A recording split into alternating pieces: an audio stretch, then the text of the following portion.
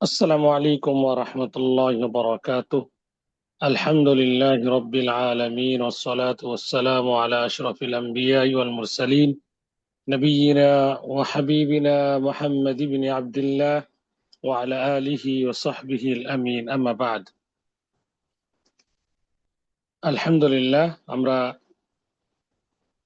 সাপ্তাহিক হালাকা কোরআন ও সুন্নাহর আলোকে জীবন গড়ি গ্রুপের মাধ্যমে আজকে তৃতীয়বারের মতো আমরা অংশগ্রহণ করতে পেরে আল্লাহ দরবারে শুকরিয়া আদায় করছি। আলহামদুলিল্লাহ, সালাত সালাম বর্ষিত হোক প্রিয় নবী শেষ নবী মুহাম্মদ বিন আব্দুল্লাহর প্রতি। আল্লাহুম্মা সাল্লি ওয়া সাল্লিম ওয়া বারিক আলা নবিয়িনা মুহাম্মদ ওয়া আলা আলিহি ওয়া সাহবিহি আজমাইন। সম্মানিত বোনেরা, আপনারা অবগত আছেন, কোরআন ও সুন্নাহর আলোকে জীবন গড়ি ইউকে গ্রুপের পক্ষ থেকে সাপ্তাহিক হালাকা গত সপ্তাহ থেকে শুরু হয়েছে। আলহামদুলিল্লাহ, প্রতি সপ্তাহের দুদিন হালাকা শুরু হয়েছে।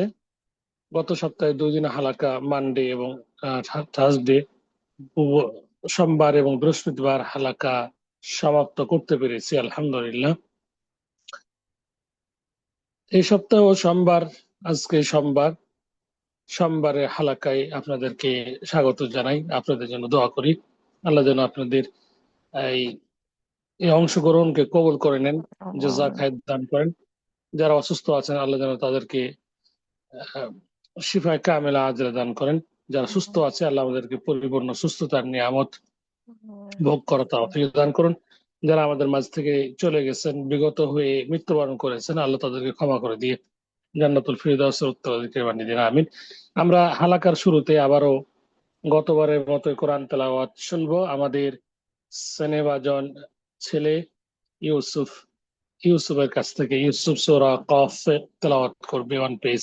ফালিয়াতাফাদ্দাল মাশকুরা মাজুরা। السلام عليكم ورحمة الله وبركاته أستاذ. ওয়ালাইকুম আসসালাম ওয়া রাহমাতুল্লাহি ওয়া বারাকাতুহু। أعوذ بالله من الشيطان الرجيم. بسم الله الرحمن الرحيم. قاف والقرآن المجيد بل عجبوا أن جاءهم منذر منهم فقال الكافرون هذا شيء عجيب أإذا متنا وكنا ترابا ذلك رجع بعيد قد علمنا ما تنقص الأرض منهم وعندنا كتاب حفيظ بل كذبوا بالحق لما جاءهم فهم في أمر مريج أفلم ينظروا إلى السماء كيف بنيناها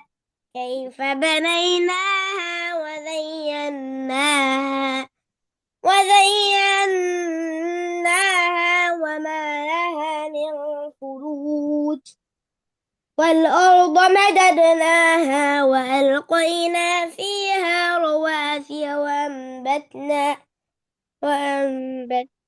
فيها من كل زوج بهيج تبصرة وذكرى لكل عبد منيب ونزلنا من السماء ماء مباركا فأنبتنا به جنات وحب الحصيد والنخل باسقات لها طلع نضيد رزقا للعباد وأحيينا به بلدة ميتا كذلك الخروج كذبت قبلهم قوم نوح وأصحاب الرس وثمود وعاد وفرعون وإخوان لوط وأصحاب الأيكة وقوم تبع كل كذب الرسل فحق وعيد أفعائين بالخلق الأول بل هم في لبس من خلق جديد. أستاذ أمي خويتي أخبيس ما شاء الله ما شاء الله جزاك الله خيرا بارك الله في علمك وفي حياتك আল্লাহ সুবহানাহু ওয়া তাআলা তোমাকে হাফেজ আলেম আবেদ হিসেবে কবুল করুন পিতামাতা সহ মুসলিম উম্মার খেদমত করা তৌফিক দান করুন আমিন নাফা আল্লাহু বিকা ওয়া বিল মুসলিমিন আল্লাহ সুবহানাহু ওয়া তাআলা তোমার মাধ্যমে মুসলিম ও ইসলামের উপকার অর্জন করার তৌফিক দান করুন আমিন আলহামদুলিল্লাহ আমরা এতক্ষণ কোরআন তেলাওয়াত শুনছিলাম সূরা কফ ইউসুফের নিকট থেকে ও খুব সুন্দরভাবে তেলাওয়াত করেছে আফাঈনা নুনটাকে একটু মাদ করতে হবে আল্লাহ সুবহানাহু ওয়া তাআলা তোমার জ্ঞানে বারাকা দান করুন আমিন আমরা সময় যেহেতু আমাদের 1 ঘন্টা আমরা ইনশাআল্লাহ 1 ঘন্টার মধ্যেই আলোচনা শেষ করব ইনশাআল্লাহ আমাদের বাংলাদেশে 4টার সময় আজান হবে 4:15 আজকে জামাত করব এর মধ্যে ইনশাআল্লাহ শেষ করার চেষ্টা করব তৌফিক ইল্লা বিল্লাহ যারা এসেছেন আলহামদুলিল্লাহ যারা আসবেন তাদের জন্য দোয়া করছি সকলের জন্য আল্লাহ আমাদের সকলকে উপকৃত জ্ঞান অর্জন করার তৌফিক দান করুন আমিন আল্লাহুম্মা আল্লিমনা মা ইয়ানফাউনা وانفعنا بما علمتنا وزدنا علما يا ذا الجلال والإكرام اللهم إنا نسألك علما نافعا ورزقا طيبا وعملا متقبلا اللهم أرنا الحق حقا وارزقنا اتباعه وأرنا الباطل باطلا وارزقنا اجتنابه اللهم آت نفوسنا تقواها وزكها أنت خير من زكاها أنت وليها ومولاها اللهم إنا نعوذ بك من علم لا ينفع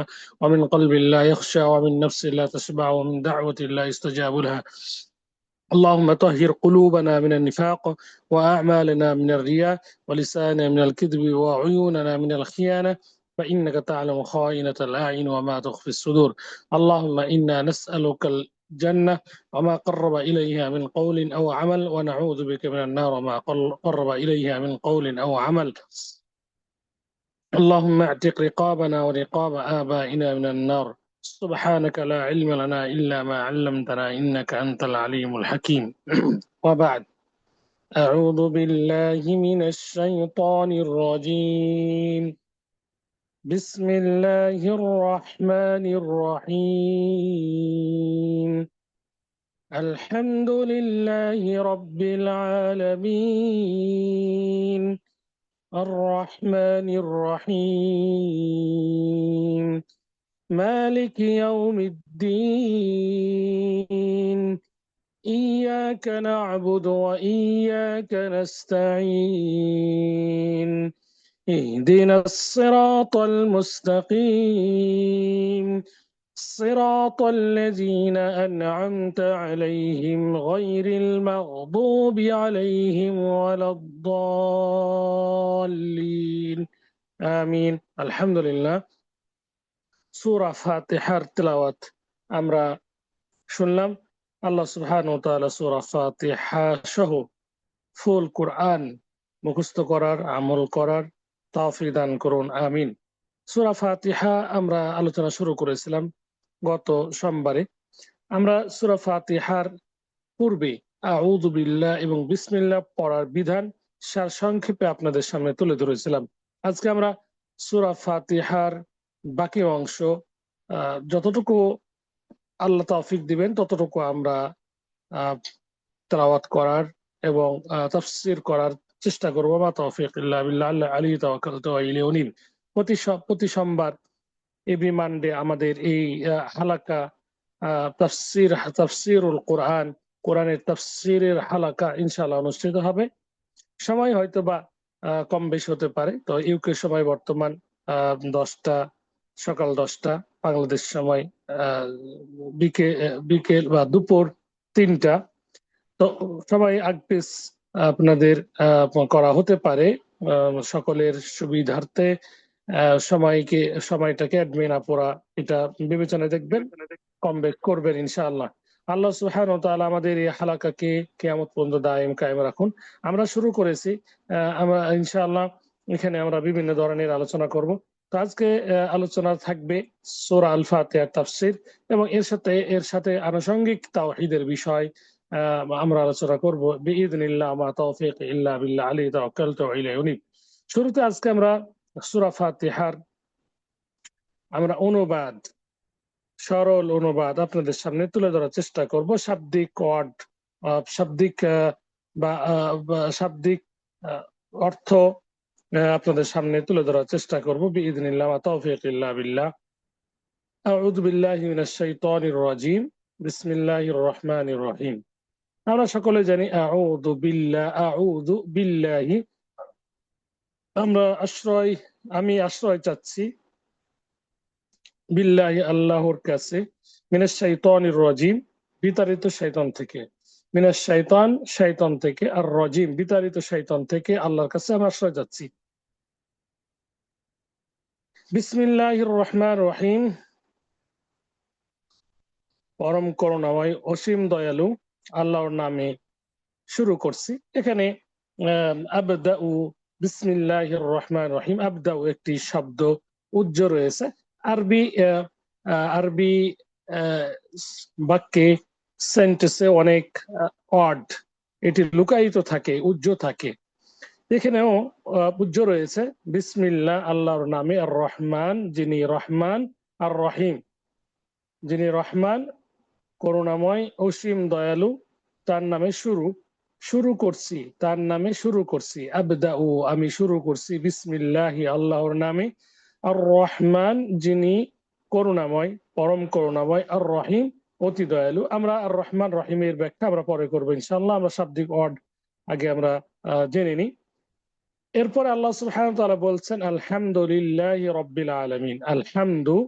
আলহামদু সকল প্রশংসা, সকল, লিল্লাহি আল্লাহর জন্য, আলহামদু সকল ধরনের প্রশংসা, লিল্লাহি আল্লাহর জন্য, রব্বিল আলামিন যিনি বিশ্ব জগতের, বিশ্ব জাহানের রব, রব মানে প্রতিপালক, আর আলামিন বিশ্ব, বিশ্ব বিশ্ব জগতের প্রতিপালক আল্লাহর জন্য প্রশংসা করছি। আর রহমান যিনি পরম দয়ালু, আর রহমান যিনি দয়াবান, আর রহিম যিনি করুণাময়। মালিক ইয়াউমিদ্দিন যিনি বিচার দিনের মালিক, কিয়ামত দিবসের মালিক, প্রতিফল দিবসের মালিক। ইয়াকা না'বুদু আমরা একমাত্র আপনারই ইবাদত করি, ওয়া ইয়াকা নাস্তাঈন এবং আপনার কাছেই আমরা সাহায্য প্রার্থনা করি। ইয়াকা না'বুদু আমরা ইবাদত করি, ইয়াকা তোমারই, আপনারই, ওয়া ইয়াকা নাস্তাঈন মানে আমরা সাহায্য তলব করি, প্রার্থনা করি, আমরা চাই, ওয়া ইয়াকা আপনার নিকট। ইহদিনা অতএব, এখানে অতএব ওটা উজ্জ্ব রয়েছে, অতএব ইহদিনা আমাদেরকে পথ দেখান, আস-সিরাতাল মুস্তাকিম সরল সঠিক পথ, সরল সঠিক পথ। সিরাতাল্লাযীনা আন'আমতা আলাইহিম তাদের পথ, সিরাতাল্লাযীনা আন'আমতা আলাইহিম যাদের উপরে অনুগ্রহ করেছেন তাদের পথ। গায়রিল মাগদুবি আলাইহিম ওয়ালাদ-দাল্লিন তাদের পথ নয় যাদের উপরে আপনার গজব পতিত হয়েছে, বর্ষিত হয়েছে। ওয়ালাদ-দাল্লিন এবং তাদের পথ নয় যারা পথভ্রষ্ট হয়েছে।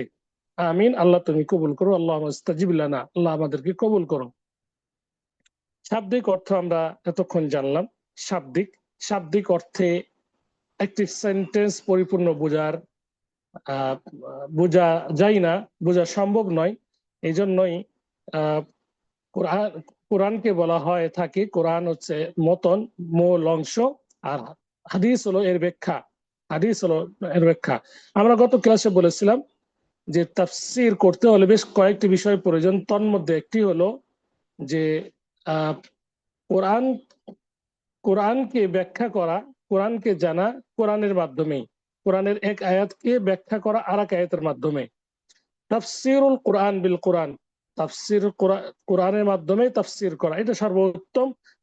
যদি সম্ভব না হয় তাহলে এরপরে যেতে হবে হাদিস, এরপরে সাহাবায়ে কেরামগণ এবং সালাফদের উক্তি। এই তিনটি বিষয়ের মধ্যে তাফসির করতে হবে। এই তিনটি বিষয় ছাড়া তাফসির সম্পূর্ণ করা সম্ভব নয়। চলুন আমরা এখন তাফসিরের দিকে যাই। আমরা শুরুতেই গত ক্লাসে আমরা জেনেছিলাম আউযু বিল্লাহ এবং বিসমিল্লাহ পড়ার নিয়ম। আমরা বলেছিলাম যে আউযু বিল্লাহ এটা কোরআনুল কারীম তেলাওয়াতের শুরুতেই পাঠ করা এটি ওয়াজিব।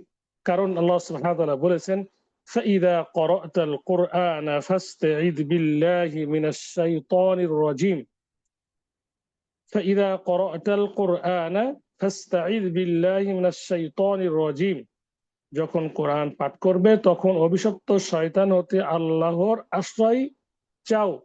এখানে আল্লাহ সুবহানাহু ওয়া তাআলা ফাস্তাইজ, আশ্রয় চাও, এখানে নির্দেশ সূচক বাক্য, আদেশ সূচক বাক্য এখানে তিনি উল্লেখ করেছেন। আর আদেশ সূচক বাক্য যেখানে আমরা পাবো, এর বিধান হবে, এর হুকুম হবে যে এটা পালন করা আবশ্যকীয়।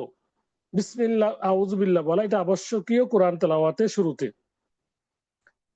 অনুভাবে সালাতের শুরুতেও বিসমিল্লাহর পূর্বে আউযু বিল্লাহ পাঠ করা এটা হচ্ছে মানে ওয়াজিব। কারণ কোরআন তেলাওয়াতের শুরুতে এটা পাঠ করা, আউযু বিল্লাহ পাঠ করা এটা ওয়াজিব। যখন আমরা সূরা ফাতিহা শুরু করব, সর্বপ্রথম আয়াত বিসমিল্লাহ, এর পূর্বে যেহেতু কোরআন তেলাওয়াত করছি আউযু বিল্লাহ পাঠ করতে হবে। আউযু বিল্লাহ পাঠ হাদিসে স্পষ্ট এসেছে। আল্লাহ নবী সাল্লাল্লাহু আলাইহি সাল্লাম সালাতে দাঁড়িয়ে সানার পড়ার পর তিনি কোরআন তেলাওয়াতের শুরুতেই আউযু বিল্লাহিস সামিউল আলিম মিনাশ শাইতানির রাজিম মিন হামজিহি ওয়া নাফখিহি ওয়া নাফসিহি, এই ইস্তিআযা বা এই আউযু বিল্লাহি মিনাশ শাইতানির রাজিম এটি তিনি পাঠ করতেন। আল্লাহ নবী সাল্লাল্লাহু আলাইহি সাল্লাম আমল এবং আল্লাহর আদেশের মাধ্যমে আমরা বুঝতে পারলাম যে সানা পড়ার পর সানা বা ইস্তিফতাহ দোয়া আল্লাহুম্মা বাঈদ বাইনি বা সুবহানাকা, যেটা আমরা পড়ি ইস্তিফতার পর আউযু বিল্লাহ, এটা পাঠ করতে হবে। এটা পাঠ করাটা ওয়াজিব। কেউ বলছেন ওয়াজিব, কেউ বলছেন সুন্নাত, তবে এটা হচ্ছে ওয়াজিব। অধিকাংশ আইম্মায়ে কেরামগণের নিকট কোরআনুল কারীম তেলাওয়াতের শুরুতে আউযু বিল্লাহ পাঠ করা এটা ওয়াজিব। অনুরূপভাবে সালাতের শুরুতেও তেলাওয়াতের পূর্বে বিসমিল্লাহর পূর্বে আউযু বিল্লাহ পাঠ করা এটি হচ্ছে ওয়াজিব। হাদিসে স্পষ্ট এসেছে, ইমাম তিরমিজি হাদিসটি বর্ণনা করেছেন, আর অন্যান্য হাদিস গ্রন্থকার এ বিষয়ে তার হাদিস নিয়ে এসেছেন।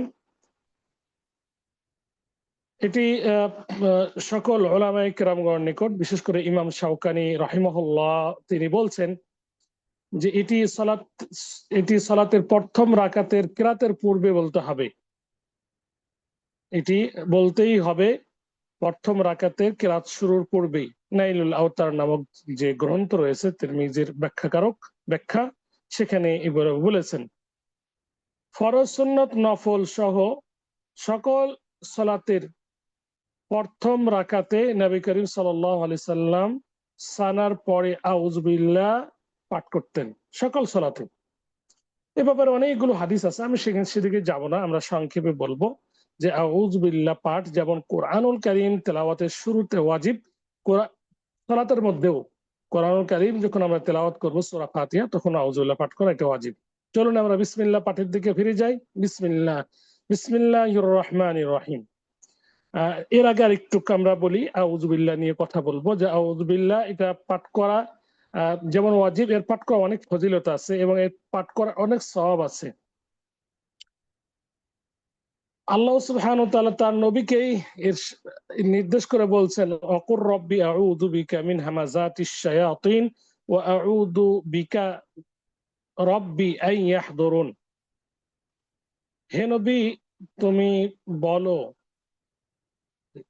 রব্বি, ওহে আমার প্রতিপালক, আউযু বিকা মিন হামাযাতিশ শায়াতিন, আমি তোমার কাছে আশ্রয় প্রার্থনা করছি সকল শয়তানের প্ররোচনা থেকে, সকল শয়তানের প্ররোচনা থেকে। ওয়া আউযু বিকা রাব্বি আন ইয়াহদুরুন, ওহে আমার প্রতিপালক, আমি তোমার নিকট আরো প্রার্থনা করছি আমার নিকট তাদের উপস্থিতি হতে, এই শয়তানের উপস্থিতি হতে আমি তোমার নিকট আরো আশ্রয় চাচ্ছি। ততএব আল্লাহ নবীকে আল্লাহ সুবহানাহু ওয়া তাআলা আদেশ করছেন এইভাবে যে তুমি বলো যে আমি আশ্রয় চাচ্ছি তোমার নিকট হামাযাতিশ শায়াতিন, শয়তানের প্ররোচনা থেকে। আল্লাহ রাসূল সাল্লাল্লাহু আলাইহি সাল্লামকে শয়তান প্ররোচনা দিতে পারি নাই, তবু আল্লাহ সুবহানাহু ওয়া তাআলা তাকে নির্দেশ করছেন আউযুবিল্লাহ পাঠ করার জন্য। একটু চিন্তা করি আমরা, তাহলে আমরা আমাদের ডানে আগে পরে প্রতিটি পশমের সাথে শয়তান আমাদেরকে প্ররোচনা দিচ্ছে, ওয়াসওয়াসা দিচ্ছে। তাহলে আমাদের করণীয় কি? আমাদের করণীয় আউযুবিল্লাহি মিনাশ শাইতানির রাজিম পাঠ করা, আউযুবিল্লাহি মিনাশ শাইতানির রাজিম পাঠ করা। তেলাওয়াতের শুরুতে যেমন করব, অনুরূপভাবে তেলাওয়াতের মধ্যেও যদি শয়তান প্ররোচনা বা ওয়াসওয়াসা দেয়, এমনকি সালাতের মধ্যে আউযুবিল্লাহ এটি পাঠ করা যায়, এটা সুন্নত। অতএব আউযুবিল্লাহ পাঠ করা আমাদের পাঠ করতে হবে। কারণ কি? কারণ শয়তান তো প্রতিজ্ঞাবদ্ধ, ওয়াদাবদ্ধ সরল সঠিক মুমিন ব্যক্তিদেরকে সরল সঠিক পথ থেকে তারা বিচ্যুত করবেই। এই ব্যাপারে তারা তো আল্লাহর কাছ থেকে এক পর্যায়ে প্রতিজ্ঞাবদ্ধ, ওয়াদা করে চেয়েই নিছে। তারা বলছে লাআকুউদান্না লাহুম সিরাতাকাল মুস্তাকিম। আল্লাহ সুবহানাহু ওয়া তাআলা শয়তানদের কথা এখানে উল্লেখ করেছেন যে বানি আদম সন্তানকে যখন শয়তান বিভ্রান্ত করবেই, এই মর্মে তিনি আমাদেরকে মেসেজ প্রদান করেছেন। আল্লাহ সুবহানাহু ওয়া তাআলা বলছেন লাআকুউদান্না লাহুম সিরাতাকাল মুস্তাকিম, এটা শয়তানদের উক্তি। তারা বলছে যে বানি আদমকে বিভ্রান্ত আমি করবই করব, সরল সঠিক পথে তাদের জন্য আমি বসে থাকব। আপনার, হে আল্লাহ, আপনার সরল পথে অবশ্যই বসে থাকব। লাআকুউদান্না লাহুম, আমি অবশ্যই তাদের জন্য বসে থাকবো সিরাতাকাল মুস্তাকিম, আপনার সরল সঠিক পথে। আপনার, হে আল্লাহ, আপনার সরল সঠিক পথে আমি তাদের জন্য তথা বনি আদমের জন্য বসে থাকবো। তাদেরকে আমি পথভ্রষ্ট করবো, লাউগউইয়ান্নাহুম আজমাইন, আমি তাদের সকলকে পথভ্রষ্ট করব। আল্লাহ বলছেন ইল্লা ইবাদাকা মিনহুমুল মুখলাসিন, যারা মুখলিস বান্দা, একনিষ্ঠ বান্দা, তাদেরকে তুমি পারবে না। ফাল হাক্কু ওয়াল হাক্কা আকুল, সঠিক কথা পারবে না। ততএব যারা সরল সঠিক পথে পরিচালিত মুমিন, তাদেরকে কখনো পারবে না। শয়তান ওয়াসওয়াসা দিতে পারবে না, সরল সঠিক পথ থেকে বিচ্যুত করতে পারবে না। তো মুমিনদের উচিত, মুসলিমদের উচিত, যাতে করে শয়তান সরল সঠিক পথ থেকে বিচ্যুত করতে না পারে, যাতে করে ওয়াসওয়াসা বা প্ররোচনা দিতে না পারে, এই কারণে আউযুবিল্লাহি মিনাশ শাইতানির রাজিম পাঠ করা এটা উচিত। আর এটা আল্লাহর নির্দেশ অবশ্যই পালনীয়, আমাদেরকে পালন করতে হবে। আল্লাহ সুবহানাহু ওয়া তাআলা আমাদেরকে তৌফিক দান করুন, আমিন। রাসূল সাল্লাল্লাহু আলাইহি ওয়াসাল্লাম শয়তানদের ওয়াসওয়াসা থেকে সালাতের মধ্যেও শয়তানদের সালাতের মধ্যেও শয়তান থেকে আশ্রয় চাইতে তিনি নির্দেশ প্রদান করেছেন। একদা এক সাহাবীকে সালাতের মধ্যে বিভিন্ন ভাবে ওয়াসওয়াসা প্রদান করছিল শয়তান। তো সাহাবী আল্লাহ রাসূল সাল্লাল্লাহু আলাইহি সাল্লামকে তিনি এসে এই ব্যাপারে তিনি নালিশ করলেন।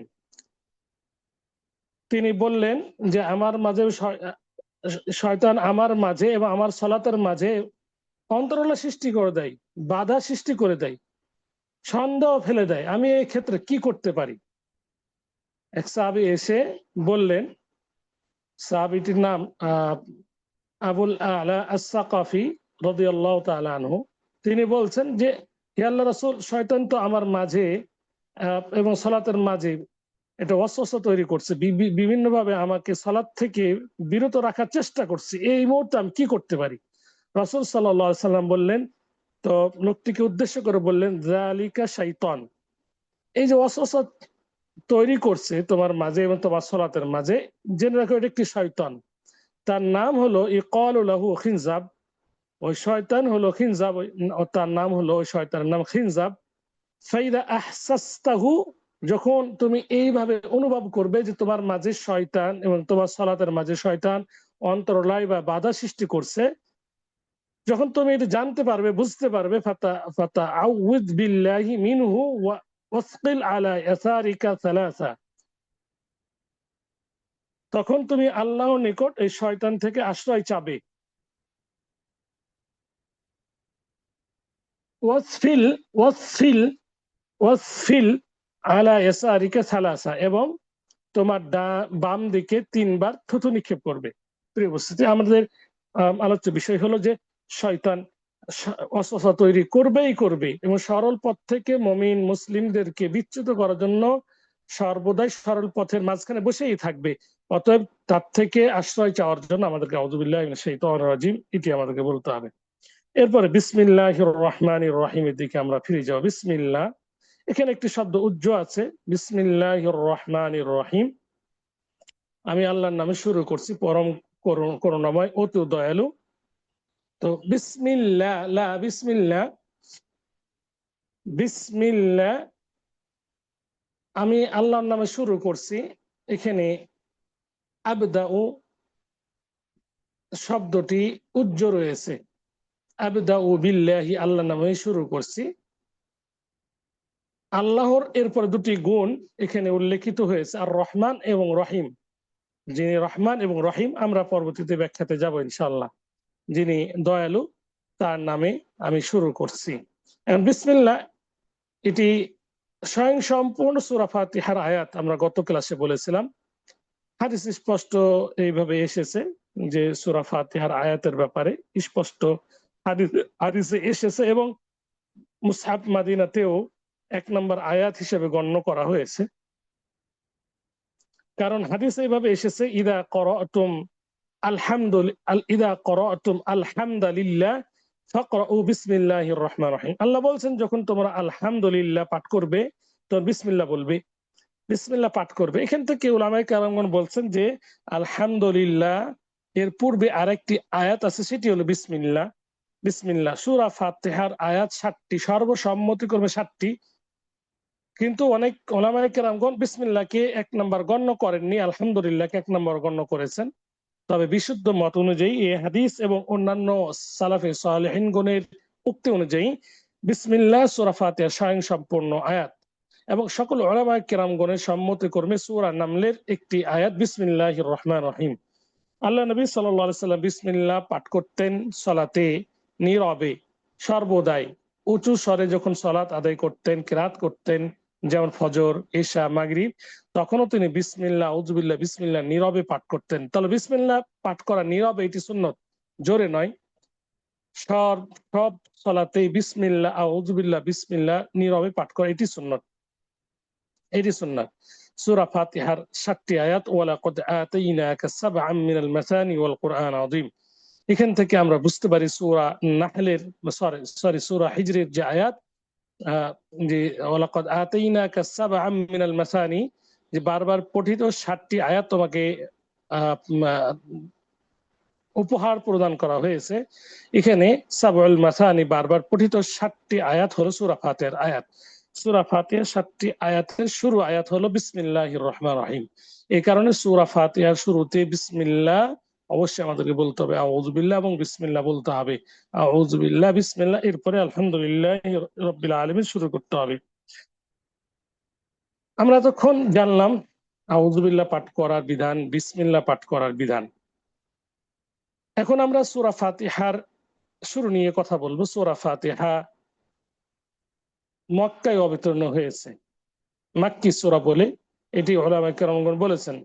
তবে কিছু কিছু উলামায়ে কেরামগণ বলেছেন এই সূরাটি 2বার অবতীর্ণ হয়েছে, একবার মদিনায়, একবার মক্কায়। তবে সম্মতি করবে না হলেও অধিকাংশ উলামায়ে কেরামগণের মত এবং ওয়ালাকাদ আতাইনাকা সাবআম মিনাল মাসানি ওয়াল কুরআনাল আযীম, এই আয়াতের ভিত্তিতে উলামায়ে কেরামগণ বলছেন, তাফসীর বিশেষজ্ঞ ব্যক্তিগণ বলেছেন যে সূরা ফাতিহা মাক্কি। সূরা ফাতিহা মাক্কি মাক্কি এবং মাদানী দুটি পরিভাষা। চলুন আমরা জেনে নিই কাকে বলা হয় মাক্কি। আমরা সবাই জানি মাক্কি মক্কা, মক্কা, মক্কাতে মাক্কা, আসলে মাক্কা বাংলা ভাষায় মক্কা বলে থাকি, কিন্তু শব্দটি মাক্কা। মাক্কা, মাক্কাতে আল্লাহর ঘর রয়েছে। আর মদিনাতে আল্লাহ রাসূল সাল্লাল্লাহু আলাইহি সাল্লামের হিজরতের স্থান এবং সেখানে তিনি মৃত্যুবরণ করেছেন। মক্কাতে জন্মগ্রহণ করে ইসলামের শুরু মক্কাতেই হয়েছে এবং হিজরত করে আল্লাহ নবী সাল্লাল্লাহু আলাইহি সাল্লাম মদিনায় গিয়েছেন এবং সেখানে ইসলামের সমাপ্ত সর্বশেষ যে হুকুম সেটি নাজিল হয়েছে। প্রিয় উপস্থিতি, মক্কা এবং মাদিনা দুটি পরিভাষা আমাদের জানা দরকার। প্রত্যেকটি সূরার শুরুতেই লেখা আছে মাক্কি অথবা মাদানী।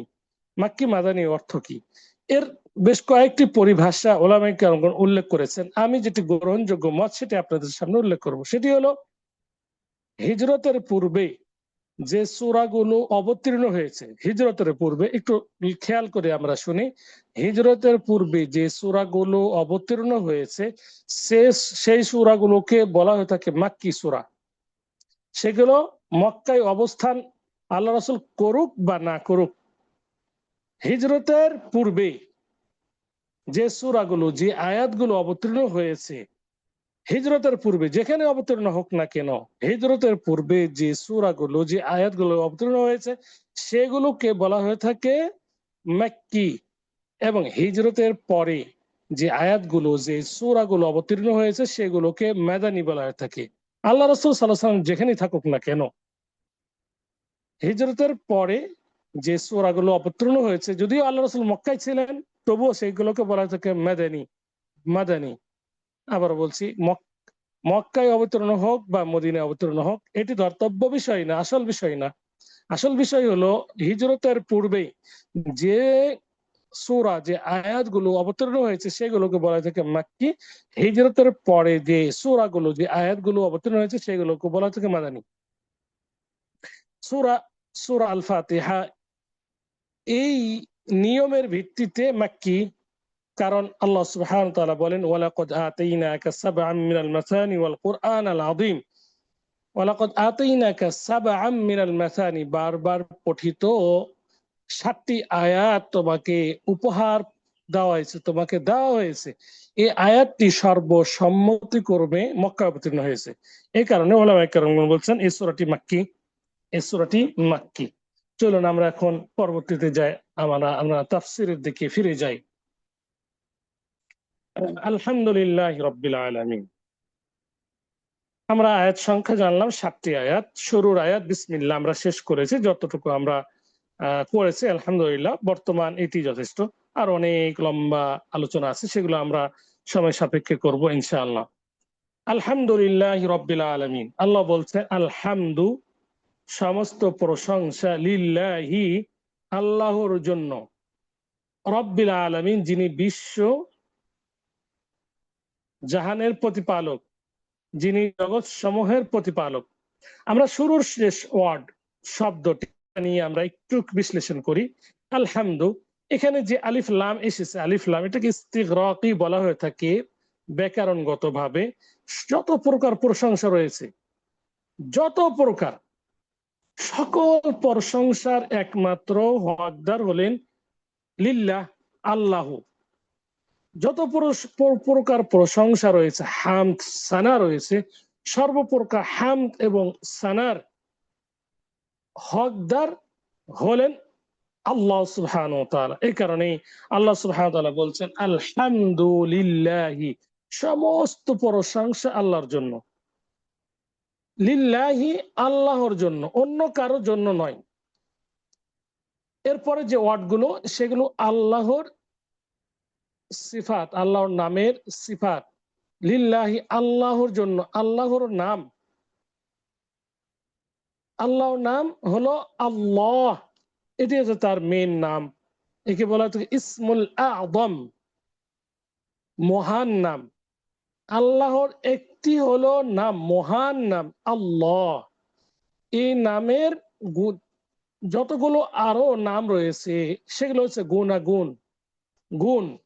ধরুন একজনের নাম আব্দুল্লাহ, তার অনেকগুলো গুণ। সে সত্যবাদী, সে হলো পরোপকারী, মানুষের উপকার করে থাকে ইত্যাদি, বুঝার জন্য বলছি। তো আল্লাহর আব্দুল্লাহর একটি নাম, কিন্তু তার গুণাবলী অনেক। আল্লাহর একটি নাম আল্লাহ, আর বাকি যে নামগুলো আছে সেগুলো তার গুণ। এখানে এক নাম্বার গুণ আল্লাহ বর্ণনা করছেন রব, তিনি হলেন রব। আল্লাহ আলামিন, বিশ্বজাহানের যত পশু পাখি মাখলুকাত রয়েছে সকলের রব তিনি। আর রব বলা হয় যিনি তার বস্তুর শুরু থেকে শেষ পর্যন্ত সবকিছুর চাহিদা পূরণ করে, তাকে বলা হয় তাকে রব, তাকে বলা হয় তাকে রব। আল্লাহ, সমস্ত প্রশংসা আল্লাহর জন্য যিনি বিশ্বজাহানের প্রতিপালক। আল্লাহ এটি আল্লাহর নাম, এই জন্য একে বলা হয় থাকে ইসমুল আযম, ইসমুল আযম। আর বাকিগুলো রব্বিল আলামিন, আর রহমানির রহিম, মালিকি ইয়াউমিদ্দিন, এগুলো আল্লাহর সিফাত বা গুণাবলী। এখানে আল্লাহ সুবহানাহু ওয়া তাআলা নিজের প্রশংসা নিজেই করছেন, নিজের প্রশংসা নিজেই করছেন, আর এটি আল্লাহর জন্য শোভা পায়। আর কেউ নিজের প্রশংসা নিজে করতে পারবে না, এটা শরীয়তে নিষেধ। আলহামদু লিল্লাহি, সমস্ত প্রশংসা আল্লাহর জন্য। আল্লাহ তার নিজের প্রশংসা নিজে করতে পারেন, তিনি নিজে করেন, তার জন্য এটি শোভা পায়। কিন্তু অন্য কারোর জন্য শোভা পায় না। নিজের প্রশংসা নিজে করা এটি ঠিক নয়, কিন্তু আল্লাহ সুবহানাহু ওয়া তাআলা এখানে করেছেন। কারণ তিনি বিশ্বজাহানের রব, তিনি সকল সকল সকল কিছুর মালিক, তার জন্য শোভা পায় নিজের প্রশংসা করা। এই জন্য তিনি নিজের প্রশংসা নিজেই করেছেন। সমস্ত প্রশংসা আল্লাহর জন্য। এখানে আল্লাহ সুবহানাহু ওয়া তাআলার নাম ইসমুল আযম আমরা জানতে পারলাম, রব্বিল আলামিন, সারা জাহানের প্রতিপালক। আলহামদু, এটি এটি প্রশংসা এবং উত্তম দোয়া। আলহামদু এটি আল্লাহর জন্য যেমন প্রশংসা, অনুরূপভাবে এটি উত্তম একটি দোয়া। আলহামদুলিল্লাহ উত্তম দোয়া। আল্লাহ রাসূল সাল্লাল্লাহু আলাইহি সাল্লাম বলেছেন আফদালুদ দুআই আলহামদুলিল্লাহ, সবচাইতে উত্তম উৎকৃষ্ট দোয়া হলো, দোয়া হলো আলহামদুলিল্লাহ। সমস্ত আপুরা একটু সকলের আওয়াজ যাতে না আসে, আপনারা মাইক্রোফোন অফ রাখবেন। আমরা আলোচনা করছি বিভিন্ন ভাবে, আপনাদের আওয়াজটি চলে আসলে হয়তো বা অনেকের ক্ষতি হতে পারে। তো যা হোক, আমরা বলছিলাম যে আলহামদু এটি আল্লাহর যে প্রশংসা এবং এবং উত্তম দোয়া। আল্লাহ রাসূল সাল্লাল্লাহু আলাইহি ওয়াসাল্লাম বলেছেন আফদালুদ দুআ আলহামদুলিল্লাহ। অনুবাদ বলেছেন আলহামদুলিল্লাহ তামলাউল মিজান, আলহামদুলিল্লাহ মিজানকে পরিপূর্ণ করে দেয়, আলহামদুলিল্লাহ মিজানকে পরিপূর্ণ করে দেয়।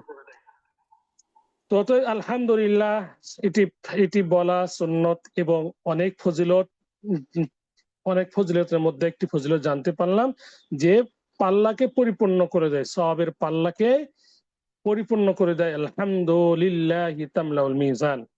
আর সকল প্রশংসা আসমান এবং জমিনে রয়েছে সেটি আল্লাহর জন্য। এটি কোরআনেও আমরা পাই। ইতিপূর্বে আমরা জেনেছি যে তাফসীর, কোরআন থেকে, কোরআনকে কোরআনের মাধ্যমে তাফসীর করা সর্বোত্তম। চলুন আমরা কোরআনের মাধ্যমে কোরআনের তাফসীর আমরা জেনে নিই। আল্লাহ সুবহানাহু ওয়া তাআলা বলছেন ওয়ালাহুল হামদু ফিস সামাওয়াতি ওয়াল আরদ, লাহুল হামদু ফিল উলা ওয়াল আখিরাহ। আল্লাহ তাআলা বলছেন আকাশ ও জমিনে তারই জন্য সকল প্রশংসা। লাহুল হামদু ফিল উলা ওয়াল আখিরাহ, দুনিয়াতে ও আখিরাতে তার জন্যই সকল প্রশংসা। অতএব সকল প্রশংসা আল্লাহর জন্য। দুনিয়া এবং আখিরাতে যত প্রকার প্রশংসা রয়েছে সকল প্রশংসা তার জন্য, তিনি একমাত্র হক। আর আল্লাহ সুবহানাহু ওয়া তাআলার এই প্রশংসাটি হলো উত্তম দোয়া এবং সওয়াবের যে পাল্লা রয়েছে সেটিকে পরিপূর্ণ করে দেয়। অতএব আমরা আলহামদুলিল্লাহ রাব্বিল আলামিন, বা আমরা বলবো যে কোনো সময় বলবো আলহামদুলিল্লাহ, সুবহানাল্লাহ, আলহামদুলিল্লাহ, ওয়া লা ইলাহা ইল্লাল্লাহ, আল্লাহু আকবার। প্রিয় উপস্থিতি, তাহলে আমরা আলহামদুলিল্লাহ নিয়ে আমরা কিছু আলোচনা শুনলাম। এরপরে রব্বিল আলামিন, আমরা রব নিয়ে কিছু আলোচনা করব। রব, সারা জাহানের যিনি প্রতিপালক তাকে বলা হয়ে থাকে রব। রব সারা জাহানের প্রতিপালক।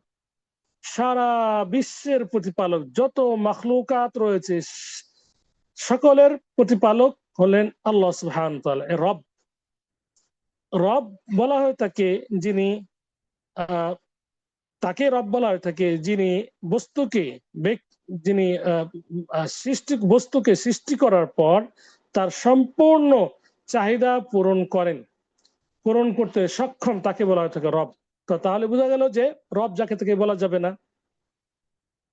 সকল ব্যক্তি বা কোনো ব্যক্তি কারো চাহিদা পূরণ করতে সক্ষম নন, এ কারণে কেউ রব হতে পারবে না। আর বিশ্বজাহানের রব আল্লাহ, এই নামটি, আল্লাহ নামটি রাখাটা বান্দার জন্য এটি উচিত নয়। এই নামটি শুধুমাত্র আল্লাহর শানেই প্রযোজ্য। আর রব নামটি ইজাবত ছাড়াও ব্যবহার করা এটি নিষিদ্ধ। বিশেষ করে আল্লাহ এই নামে নামকরণ করা একেবারে হারাম, নিষিদ্ধ। উপস্থিতি, আল্লাহ সুবহানাহু ওয়া তাআলা হলেন বিশ্বজাহানের রব, সৃষ্টিকর্তা আমরা জানলাম। তাহলে এখান থেকে আমরা বুঝতে পারলাম স্পষ্ট যে মুহাম্মদ আল্লাহর একজন বান্দা, এবং যত মাখলুকাত রয়েছে সব মাখলুকাতের শ্রেষ্ঠ হলেও তিনি হচ্ছেন মাখলুক। আল্লাহ তাকে সৃষ্টি করেছেন, আল্লাহ খালেক, আর মুহাম্মদ হলেন মাখলুক। হ্যাঁ, এটা সত্য যে তিনি মাখলুকের মধ্যে শ্রেষ্ঠ, কিন্তু তিনি মাখলুক, তিনি খালেক নন। তাহলে আল্লাহর যে গুণগুলো, সেগুলো গুণ কিন্তু মুহাম্মদের নয়, সেগুলো কিন্তু মুহাম্মদের নয়। কারণ সৃষ্টিকারী আর সৃষ্টিকর্তা এর মধ্যে পার্থক্য হলো এটাই যে যিনি সৃষ্টি করেছেন তিনি হলেন আসল, আর যিনি সৃষ্টিকৃত, যাকে সৃষ্টি করা হয়েছে তিনি হচ্ছেন আসল নয়। তিনি সৃষ্টিকারীর বিধান মোতাবেক চলতে বাধ্য। আল্লাহ সুবহানাহু ওয়া তাআলার যে বিধিবিধান সেই মোতাবেক চলতে আল্লাহর নবী বাধ্য ছিলেন, তিনি সেটাই প্রচার করেছেন। আল্লাহ যেটা আদেশ করেছেন, যেটা প্রচার করতে বলেছেন, যে বিষয়ে আদেশ করতে বলেছেন সেটাই তিনি করেছেন, যে বিষয়ে নিষেধ করতে বলেছেন সেটাই তিনি করেছেন। নতুন কিছু তার পক্ষ থেকে তিনি করেননি।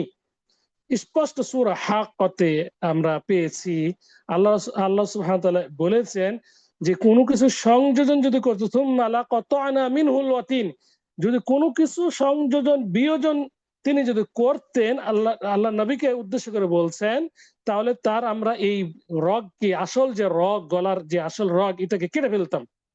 সুম্মা লাকাতা'না মিনহুল ওয়াতিন, কোনো কিছু তিনি সংযোজন বিয়োজন করা অধিকার রাখেন না, তিনি করেননি। আল্লাহ যা বলেছেন যে তা তিনি করেছেন। তিনি মেসেঞ্জার, তাকে তাকে রিসালা দিয়ে পাঠিয়েছেন। ইয়া আইয়ুহার রাসূল বাল্লিগ মা উনজিলা ইলাইক, হে রাসূল তোমার নিকট যা অবতীর্ণ হয়েছে সেটা তুমি পৌঁছে দাও। তাহলে আল্লাহকে যারা তার সমতুল্য মনে করে, আর মুহাম্মদকে যারা আল্লাহর সমতুল্য মনে করে, তারা নিঃসন্দেহে শিরক করে ফেলেন। এই কারণে আল্লাহ সুবহানাহু ওয়া তাআলার হাবিব রাসূল সাল্লাল্লাহু আলাইহি ওয়াসাল্লাম বলেছেন, লা তুতরুনি কামা আতরাতিন নাসারা ইবনে মারইয়াম ফাইন্নামা আনা আবদুন ফাকুলু আবদুল্লাহি ওয়া রাসূলুহু। রাসূল সাল্লাল্লাহু আলাইহি ওয়াসাল্লাম বলছেন, খ্রিস্টানরা ইবনু মারইয়াম ঈসা আলাইহিস সালামকে নিয়ে যেমন বাড়াবাড়ি করেছে, তোমরা আমাকে নিয়ে তেমন বাড়াবাড়ি করো না। ফাইন্নামা আনা আবদু, কেননা আমি একজন তার বান্দা, তার দাস। ফাকুলু আবদুল্লাহি ওয়া রাসূলুহু, অতএব তোমরা আব্দুল্লাহ বলো, আল্লাহর বান্দা আমাকে বলো, এবং তার রাসূল বলো। তো যারা আল্লাহ এবং মুহাম্মদকে একসাথে লেখেন, একদিকে আল্লাহ আর একদিকে মুহাম্মদ, তারা বাড়াবাড়ি করেন নিঃসন্দেহে। আর যারা এই ধারণা নিয়ে করেন, এই নিয়েতে যে আল্লাহ এবং মুহাম্মদ হলেন এক, নাউযুবিল্লাহ মিন যালিক, তাহলে তারা শিরক করে ফেলবেন। আল্লাহ তাদেরকে ক্ষমা করুন, তাদের সঠিক বুঝদান করুন। প্রিয় উপস্থিতি, আমরা দ্বিতীয় আয়াতের দিকে চলে যাচ্ছি। দ্বিতীয় আয়াতের দিকে যাওয়ার পূর্বে আরেকটি বিষয় আমরা আপনাদেরকে বলবো, সেটি হলো রব নিয়ে। রব হলো পালনকর্তা, সৃষ্টিকর্তা, এটাই হলো তাওহীদ। যত কিছু পৃথিবীতে আছে সবকিছুর রব হলেন তিনি। তাকে এককভাবে মানা এবং এককভাবে জানা এবং মানা, এটা তাওহীদুর রুবুবিয়্যাহ, একে বলা হয় থাকে তাওহীদুর রুবুবিয়্যাহ। সর্বপ্রথম তাওহীদ আমাদেরকে বুঝতে হবে। তাওহীদ ছাড়া আমাদের আমল বরবাদ। তাওহীদ ছাড়া এই তাফসীর করাটাও সম্ভব নয়। তাওহীদ, পুরো কোরআনই তাওহীদ। রব, তাওহীদ শুরু হয়েছে এখান থেকে, লিল্লাহি রব্বিল আলামিন, রব থেকে তাওহীদ। তাওহীদুর রুবুবিয়্যাহ, তাওহীদুর রুবুবিয়্যাহ আমরা এখানে পেলাম যে রব্বিল আলামিন, আল্লাহ বলছেন রব্বিল আলামিন, বিশ্বজাহানের রব। এই রবকে ফিরআউন অস্বীকার করত। আমরা জাহিলি যুগের পূর্বের যুগে আমরা ফিরে যাই, কোরআনে এসেছে এভাবে। ফিরআউন মূসাকে সম্বোধন করে বলছেন এবং হারুনকে, ফামার রব্বুকুমা ইয়া মূসা, হে মূসা এবং হারুন, তোমাদের রব কে? তিনি বললেন রব্বুনাল্লাযী আ'তা কুল্লা শাইইন খালকাহু সুম্মা হাদা, আমাদের রব হলেন যিনি সকল বস্তুকে সৃষ্টি করেছেন, অতঃপর সুম্মা হাদা, পথ প্রদর্শন করেছেন। অন্য আয়াতে এভাবে এসেছে, ফেরাউন বলছেন ওমা রব্বুল আলামিন, বিশ্বজাহানের প্রতিপালক কে? মূসা বলছেন ক্বালা রব্বুস সামাওয়াতি ওয়াল আরদি ওয়া মা বাইনাহুমা, আকাশ ও জমিন ও উভয়ের মাঝে যা কিছু আছে সবকিছুর প্রতিপালক হলেন রব আল্লাহ। অতএব এখানে রুবুবিয়্যাত তাওহীদের আমরা প্রথম যে প্রকার আমরা সেটা জানতে পারলাম, যে সৃষ্টি, যত প্রকার সৃষ্টি রয়েছে সকল প্রকার সৃষ্টির রব হলেন, প্রতিপালক হলেন আল্লাহ সুবহানাহু ওয়া তাআলা। এটাকে বলা হয় থাকে তাওহীদ রুবুবিয়্যাহ। তাওহীদ কাকে বলা হয় থাকে? জাআলুশ শাইই ওয়াহিদান, সকল কিছুকে এক করে দেওয়া, সকল কিছুকে এক করে দেওয়া, একে বলা হয় থাকে তাওহীদ। যত প্রকার রব মানুষ স্বীকার করে, সবকিছু রবকে বাতিল করে দিয়ে শুধুমাত্র আল্লাহকে রব হিসেবে সাব্যস্ত করা হলে তাওহীদ রুবুবিয়্যাহ। তাওহীদ রুবুবিয়্যাহ। দ্বিতীয় প্রকার তাওহীদ, তাওহীদ তিন প্রকার আপনারা শুনেছেন। উলামায়ে কেরামগণ তিন প্রকার বিভক্ত করেছেন, তাওহীদুর রুবুবিয়্যাহ, তাওহীদুল উলুহিয়্যাহ, তাওহীদুল আসমা ওয়াস সিফাত। তাওহীদুর রুবুবিয়্যাহ বলা হয়ে থাকে যত প্রকার সৃষ্টি করা রয়েছে, সৃষ্টি করা, অনুভাবে এই ধরনের আরো আরো অনেক কিছু যে রয়েছে, সৃষ্টির জগতে প্রভু যাদেরকে মানুষ দাবি করে, সেগুলোর একমাত্র মালিক হলেন আল্লাহ সুবহানাহু ওয়া তাআলা। আল্লাহর কর্মে, আল্লাহর কর্মে একত্ববাদ ঘোষণা করা, জানে প্রাণে মেনে নিয়ে একত্ববাদ ঘোষণা করা, আল্লাহর কর্মে আল্লাহকে এক বলে সাব্যস্ত করা হলো তাওহীদ রুবুবিয়্যাহ। আল্লাহর কর্ম কি কি আমরা সকলে জানি। আল্লাহর কর্ম কি? আল্লাহ সৃষ্টিকারী, সৃষ্টি করেছেন, বৃষ্টি বর্ষণকারী, বৃষ্টি বর্ষণ করেছেন, মানুষের রিজিক দাতা, সবকিছু আল্লাহর যে কর্মগুলো, সে কর্মগুলো শুধুমাত্র চার জন্য সাব্যস্ত করা, এটা হলো তাওহীদ রুবুবিয়্যাহ। তাওহীদ রুবুবিয়্যাহ। দ্বিতীয় নম্বর তাওহীদ হলো, আমি সংক্ষেপে এবং বুঝার জন্য বলছি, দ্বিতীয় নম্বর হলো তাওহীদুল্লাহি বিআফআলিল ইবাদ, বান্দার কর্মের ক্ষেত্রে আল্লাহকে এক বলে মেনে সেভাবে আমল করা। বান্দার কর্ম যেমন সালাত আদায় করা বান্দার কর্ম, সালাত আদায় করা, যাকাত প্রদান করা, এগুলো বান্দার কর্ম।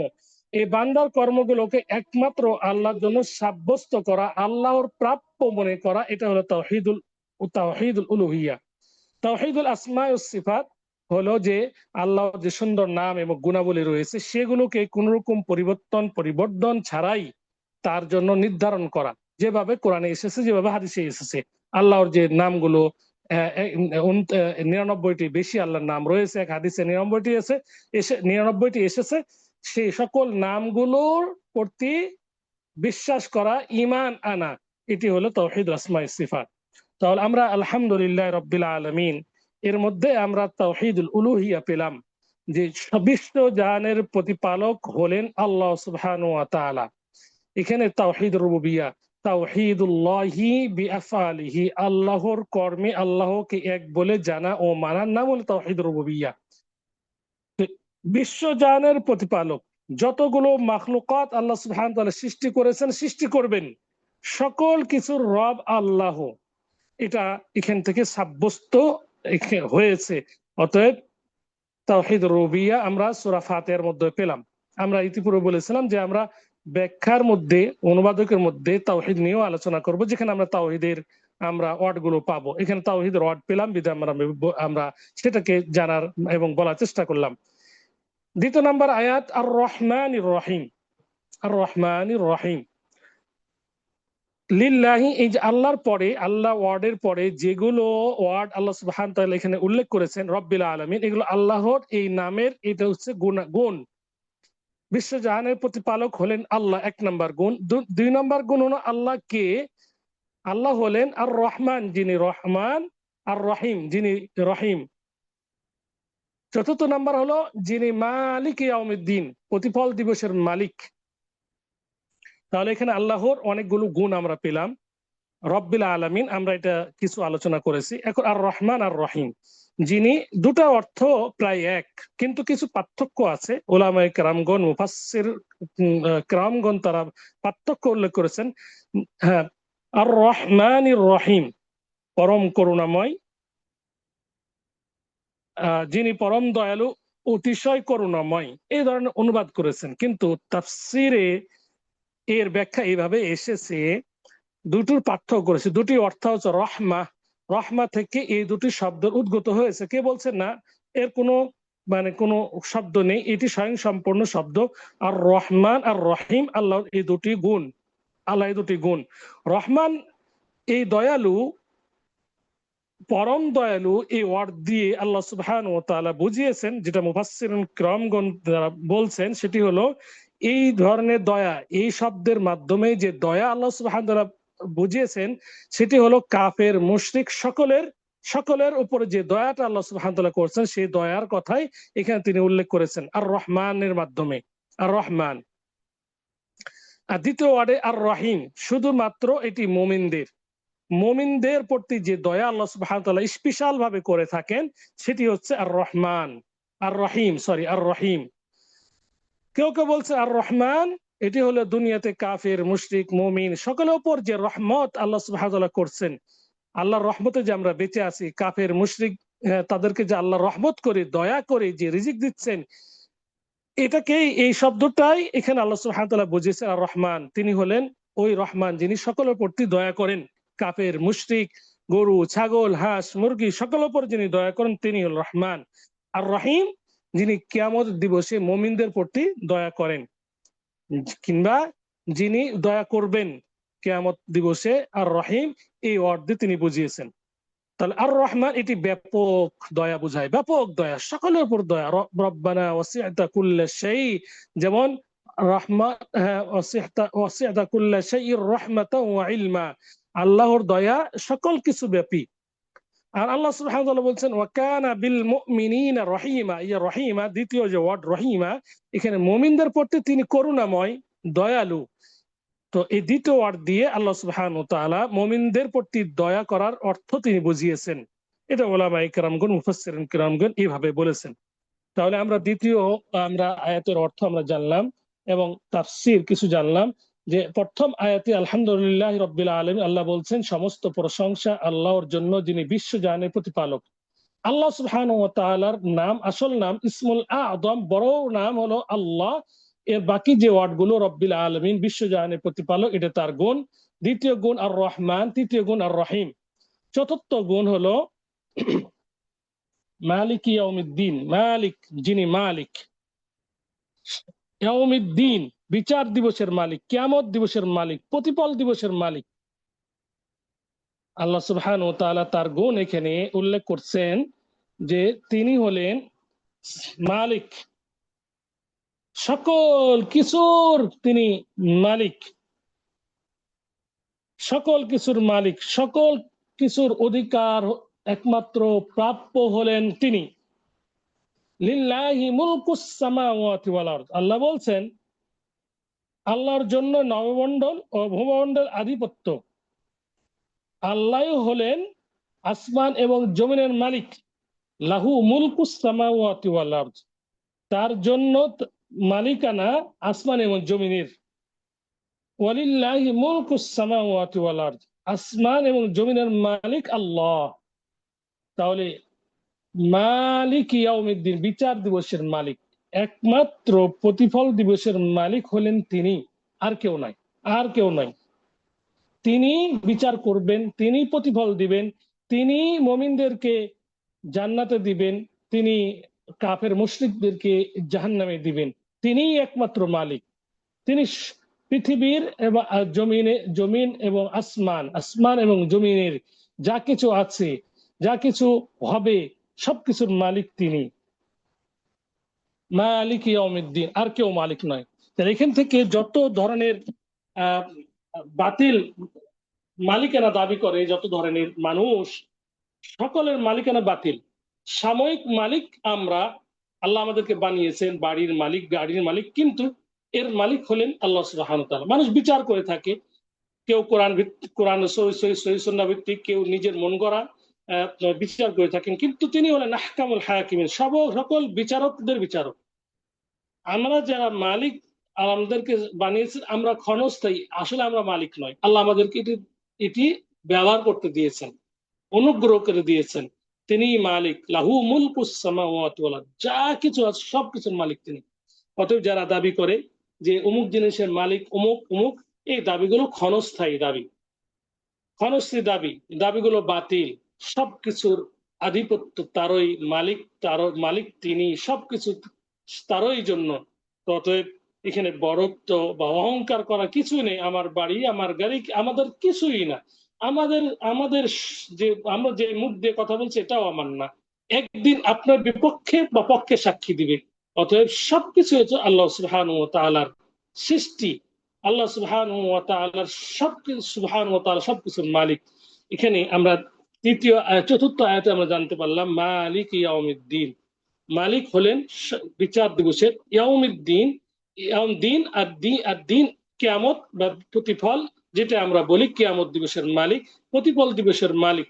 এখানে ইয়াউমিদ্দিন বলতে কিয়ামত দিবসকে বোঝানো হয়েছে, কিয়ামত দিবসের মালিক তিনি। কিন্তু এখানে এই ওয়ার্ডটি সবকিছুকে এটি বিস্তার করে রেখেছে বা ঘিরে রেখেছে। লাহু মুলকুস সামাওয়াতি ওয়াল আরদ, আসমান এবং জমিনের সবকিছুর মালিক তিনি। শুধু বিচার দিবসের মালিক না, সবকিছুর মালিক তিনি। যেহেতু সলাতের সময় হয়েছে, তো আমরা একটু ব্রেক নিয়ে আবার ফিরে আসবো ইনশাআল্লাহ। আমরা সূরা ফাতিহা আরেকদিন হয়তো আমাদের লাগতে পারে। ইয়াকা না'বুদু ওয়া ইয়াকা নাস্তাঈন, এটি বলে শেষ করবো ইনশাআল্লাহ।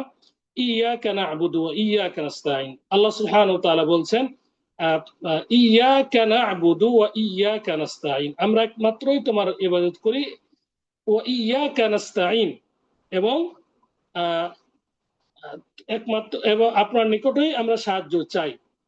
এখানে অনেকগুলো ব্যাখ্যা আছে, সেগুলো আমরা ইনশাআল্লাহ পরে করব। সূরা সূরা আল ফাতিহা, এটি মূলত আল্লাহ সুবহানাহু ওয়া তাআলা এটাকে দুই ভাগ করেছেন। কসসামতুস সালাতা বাইনি ওয়া বাইনা আবদি, আমি এই সূরাতুল ফাতিহাকে, সালাতকে তথা সূরা ফাতিহাকে এবং আমার এবং আমার বান্দার মাঝে আমি ভাগ করেছি নিসফাইনি, অর্ধেক অর্ধেক করে। কিভাবে সেটা আমরা হয়তো বা অন্য সময় জানবো ইনশাআল্লাহ। তো অতএব সূরাতুল ফাতিহার যে 4টি আয়াতে আমরা পেলাম, যে বিষয়গুলো আমরা জানতে পারলাম, সেই বিষয়গুলো আল্লাহ আমাদেরকে জানার এবং মানার তৌফিক দান করুন। বিশেষ করে তাওহীদকে বাস্তবায়ন করা আল্লাহ সুবহানাহু ওয়া তাআলা আমাদেরকে তৌফিক দান করুন, এবং তাওহীদের মাধ্যমে কোরআন এবং সুন্নাহ মোতাবেক আমল করার মাধ্যমে আল্লাহ সুবহানাহু ওয়া তাআলা আমাদেরকে ক্ষমা করে দিয়ে জান্নাতুল ফিরদাউসের উত্তর দিকে বানিয়ে দিন, আমিন। আকুলু মা ইনদি আল্লাহু আলাইহি ওয়া সাল্লাল্লাহু আলা নবিয়িনা মুহাম্মদ ওয়া আলা আলিহি ওয়া সাহবিহি আজমাইন। সালাতের পরে আবার ইনশাআল্লাহ ফিরে এসে কিছু কথা বলে আপনার প্রশ্ন থাকলে সেটা উত্তর দেওয়ার চেষ্টা করবো ইনশাআল্লাহ। তাওফীক ইল্লা বিল্লাহ, পড়বে ইনশাআল্লাহ। আলহামদুলিল্লাহ কাফা ওয়া সালামুন আলা ইবাদিহিল্লাযীনা ইসতাফা, আম্মা বা'দ। আলহামদুলিল্লাহ, আমরা সালাতুল আসর পড়ে এসেছি আলহামদুলিল্লাহ। আমরা সূরা ফাতিহা নিয়ে আলোচনা করছিলাম, সারসংক্ষেপ অনেক কিছু আমরা আলোচনা করেছি। তো আমরা সূরা ফাতিহার 5ম নং আয়াত, ইয়াকা না'বুদু ওয়া ইয়াকা নাস্তাঈন, আমরা এটা নিয়ে কিছু আলোচনা শুরু করেছিলাম। এখানে আল্লাহ সুবহানাহু ওয়া তাআলা বলছেন ইয়াকা না'বুদু ওয়া ইয়াকা নাস্তাঈন, আমরা কেবল তোমারই ইবাদত করি এবং তোমার কাছে সাহায্য চাই। এখানে দুটি বিষয় আমরা বলবো, আগে ইবাদত কাকে বলা হয় এটা জানবো, এবং আমরা তোমারই বা আপনার আল্লাহকে আমরা উদ্দেশ্য করে বলছি যে দোয়া করছি, সূরা ফাতিহা মূলত দোয়া, যে আল্লাহ আমরা তোমারই ইবাদত করি এবং তোমার কাছে সাহায্য চাই। এখানে না'বুদু একটা ফেইল বা ক্রিয়া, এবং ইয়াকা এটা কর্মপদ। আসলে কর্মপদটি হয় পরে এবং ক্রিয়া হয় আগে। এখানে আল্লাহ সুবহানাহু ওয়া তাআলা কর্মপদকে আগে নিয়ে এসেছেন এটি বোঝানোর জন্য যে এটাকে তাকসিস বলা হয়, সীমাবদ্ধতা বলা হয়, সীমাবদ্ধতা বোঝানোর জন্য। একমাত্র আমরা তোমারও ইবাদত করি, আর কারো ইবাদত নাই। আমরা আল্লাহর কাছে দোয়া করতেছি, হে আল্লাহ আমরা তোমারও ইবাদত করি আর কারোর ইবাদত করি না, ইয়াকা নাস্তাঈন, এবং আমরা তোমার কাছেই আপনার কাছে সাহায্য প্রার্থনা করি। এখানে সীমাবদ্ধতা, আর অন্য কাছে কারো ইবাদত করি না, কারোর কাছে সাহায্য চাই না। এখানে আমরা এরপরে জানবো যে না বুধু ইবাদত কাকে বলা হয়। আল্লাহকে রাজি খুশি করার জন্য যে কথা যে কাজ করা হয় সেটাকে বলা হয় ইবাদত। যে কথায় যে কাজে আল্লাহ সুবহানাহু ওয়া তাআলা সন্তুষ্টি হয়, যে কথা এবং যে কাজে, তাকে বলা হয় ইবাদত। যেমন সালাত আদায় করা ইবাদত, ভালো কথা বলা ইবাদত, দোয়া করা ইবাদত, এগুলো আল্লাহ সন্তুষ্টির জন্য করা হয়। কথা এবং কাজ যেগুলো আমরা আল্লাহর জন্য, আল্লাহকে সন্তুষ্টি করার জন্য করি, সেটাকে বলা হয় ইবাদত। এই ইবাদতটি হতে হবে শুধুমাত্র আল্লাহকে রাজি খুশি করার জন্য, আল্লাহর জন্যই। এই ইবাদতের প্রাপ্য আল্লাহ সুবহানাহু ওয়া তাআলা। আমরা ইতিপূর্বে বলেছিলাম তাওহীদ তিন প্রকার, বা বা আল্লাহর কর্মে এক বলে জানা এবং মানা।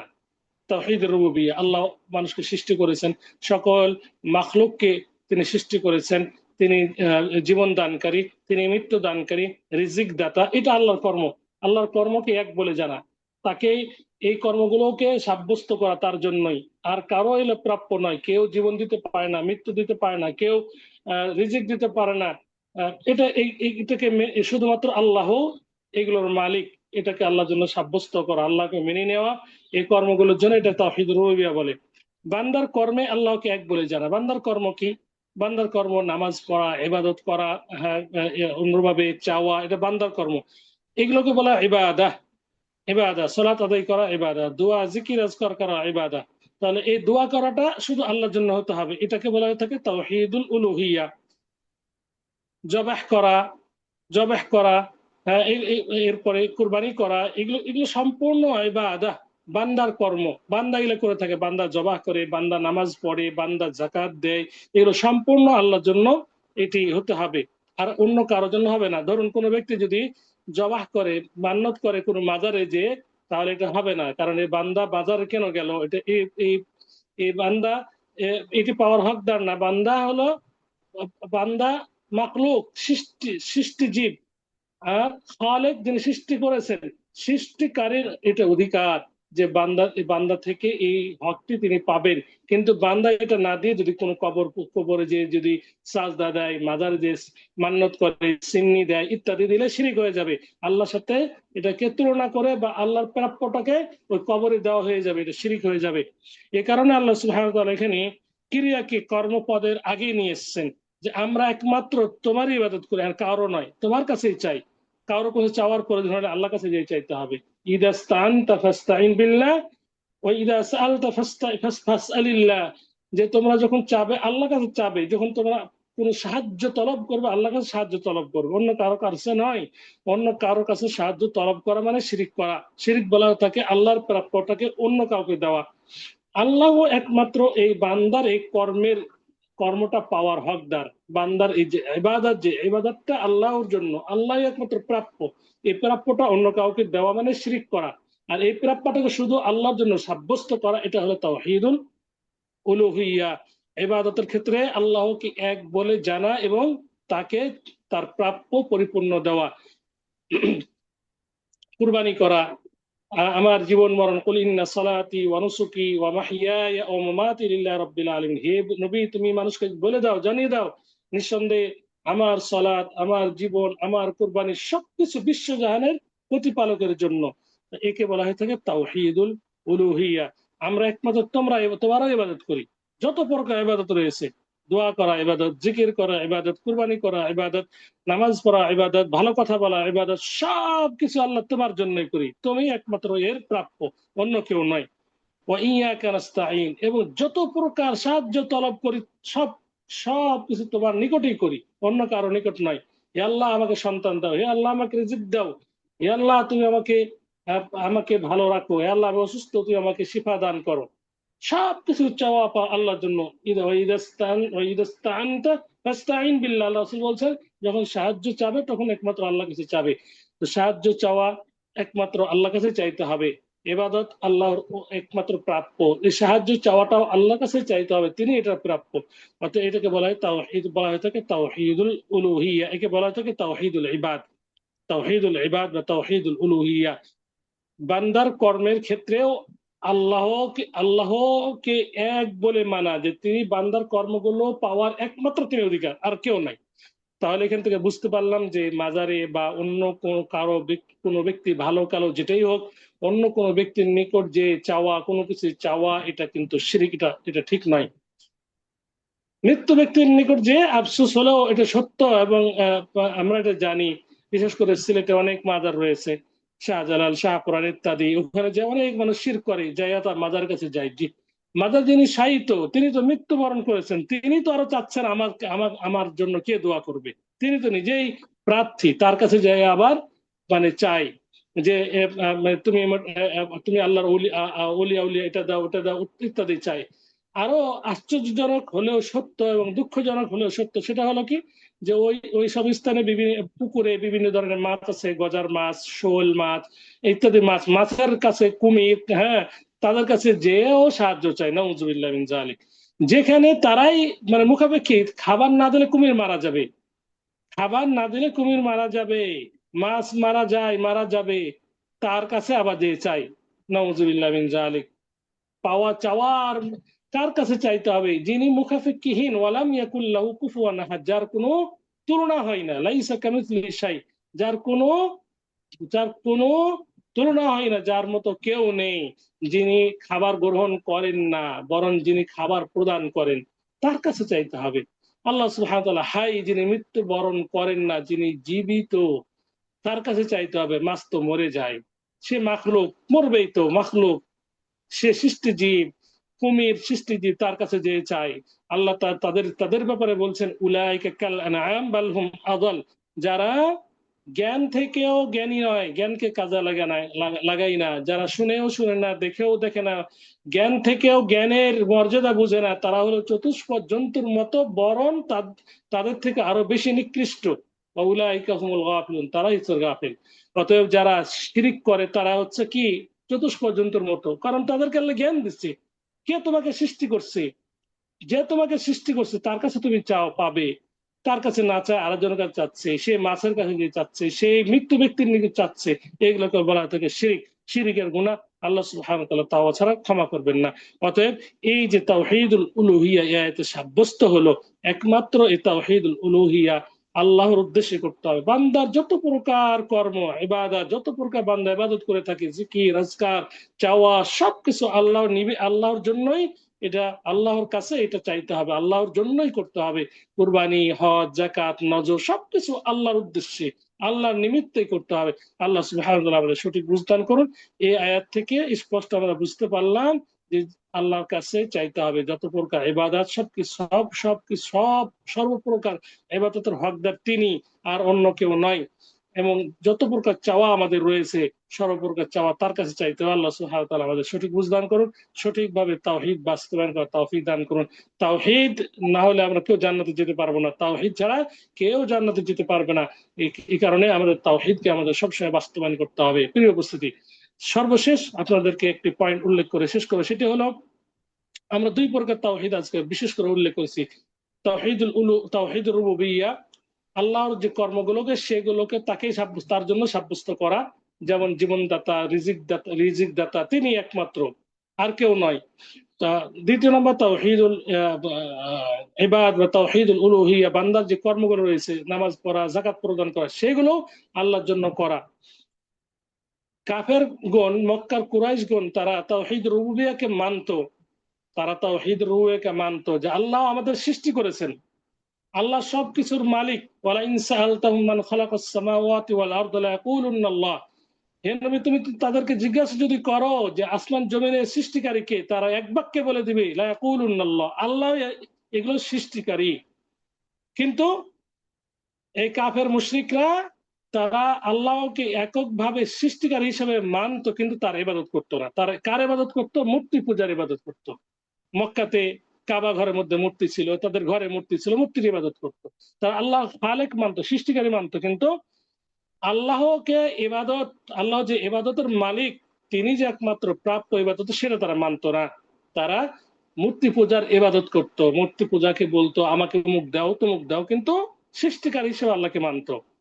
তো বর্তমান সমাজে আমরা তাই দেখতে পাচ্ছি যে কাফেরদের মতো মক্কার যে জাহেল ছিল, মুশরিক ছিল, কাফের ছিল, তাদের মতো আমাদের সমাজে অনেক ব্যক্তি আল্লাহকে সৃষ্টিকারী মানে, যে হ্যাঁ আল্লাহ আমাকে সৃষ্টি করছে, কিন্তু এবাদত যা করে কার?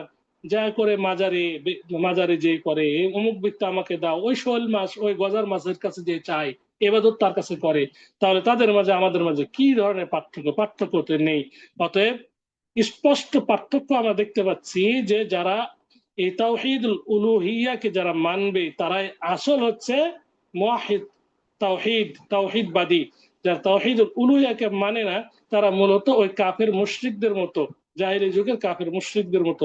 আল্লাহ সুবহানাহু ওয়া তাআলা আমাদের তাওহীদুল উলুহিয়া, তাওহীদুর রুবুবিয়্যাহ, তাওহীদুল আসমা ওয়াস সিফাত সহ সকল প্রকার ইসলামের বিধিবিধান মানা তৌফিক দান করুন, আমিন। আজকে পর্যন্তই, ইনশাআল্লাহ বাকি আমরা অন্য ক্লাসে শেষ করব। আকুলু কওলি হাযা ওয়া আস্তাগফিরুল্লাহ লি ওয়া লাকুম ওয়া লিসাইরিল মুসলিমিন আস্তাগফিরু ইন্নাহু হুয়াল গফুরুর রহিম। সুবহানাকাল্লাহুম্মা ওয়া বিহামদিক আশহাদু আল্লা ইলাহা ইল্লা আনতা আস্তাগফিরুকা ওয়া আতুবু ইলাইক। আসসালামু আলাইকুম ওয়া রাহমাতুল্লাহি ওয়া বারাকাতুহু।